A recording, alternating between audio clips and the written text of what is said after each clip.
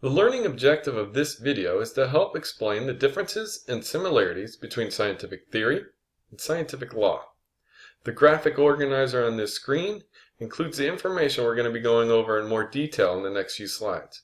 For my students, please feel free to take notes and rewind the video anytime you feel like you need to review anything. Let's start with the similarities. Both scientific theory and scientific law are based on objective observations, and both help scientists make strong predictions. Now, both scientific theory and scientific law will not include any reasoning that involves the supernatural. This involves things such as religion, spirits, ghosts, superstitions, or curses. It will also not include moral judgments about what is wrong or right. Religion plays an important role in many people's lives and is often used as a guide for moral judgment. However, because religion is subjective, scientific theories and scientific laws do not include reasoning based on religion. Let's look at the definition of a scientific theory now. A well-tested explanation for a wide range of experiment results that can include facts, inferences, scientific laws, and proven hypothesis. I've paraphrased this definition to make it a little easier to understand for my students.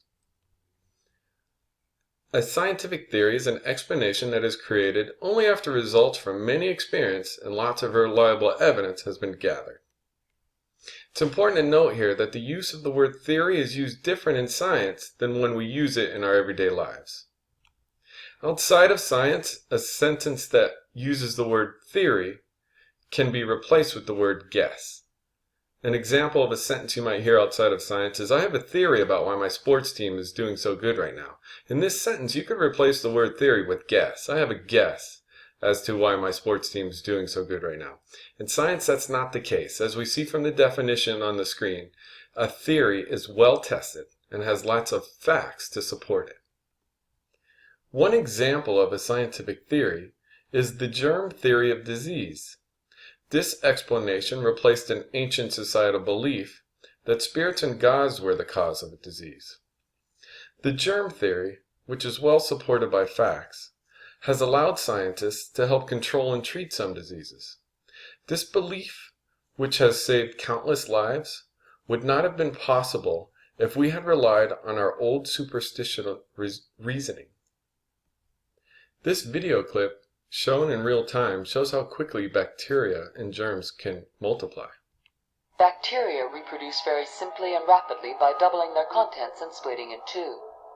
Just one bacterium, dividing every 20 minutes, could produce nearly 5,000 billion bacteria in one day. Another example of a scientific theory is the theory of plate tectonics. This theory explains how earthquakes and volcanoes are caused and has led to the ability to predict volcanic eruptions, which also saves countless lives. The last example of a scientific theory I will share is the Big Bang theory. This theory gives an explanation as to how our universe was created without the use of supernatural reasoning, and like all scientific theories, is well supported by facts, inferences, scientific laws, and proven hypotheses. I will mention here that scientific theories can sometimes take centuries before the majority of the population accepts them. On the screen, to the left of each theory, shows the years they were introduced and the time needed before the majority of the society accepted them. We'll now move on to scientific laws. Scientific laws are occurrences in nature that scientists have observed to happen repeatedly or over and over again. These do not explain why these occurrences happen. They just state that they do happen. Now, theories can be used to explain laws, but laws themselves do not have explanations. Some laws have existed for hundreds of years before theories have been developed to explain why these laws occur. A common misconception is that theories turn into laws with enough research. I'll now show a few examples of scientific laws. The first law here is Newton's third law of motion. This is an observation that every action has an equal and opposite reaction. In this observation, you see the word every. And a scientific law is an occurrence that scientists expect to happen every time. Now, there's no explanation as to why this happens. A theory would be used to explain that. A law is just going to tell you that they've observed this occurrence. Another example of a law, a scientific law, is the first law of thermodynamics, also known as the conservation of energy. And this is an observation that every time scientists observe a chemical reaction, energy is neither created and energy is not destroyed. Again, we see that word every in this statement. Another example of a scientific law is Boyle's law.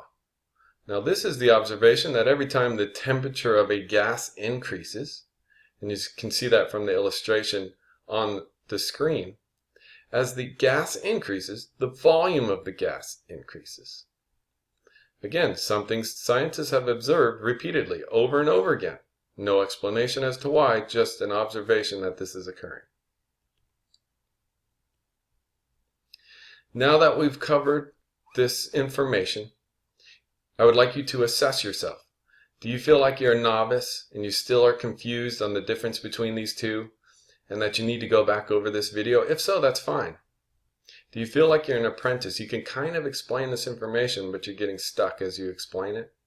Or do you feel like you're an expert? You feel like you know it well enough to possibly teach other people? Go ahead and read the questions on this screen to help you assess what level you're at.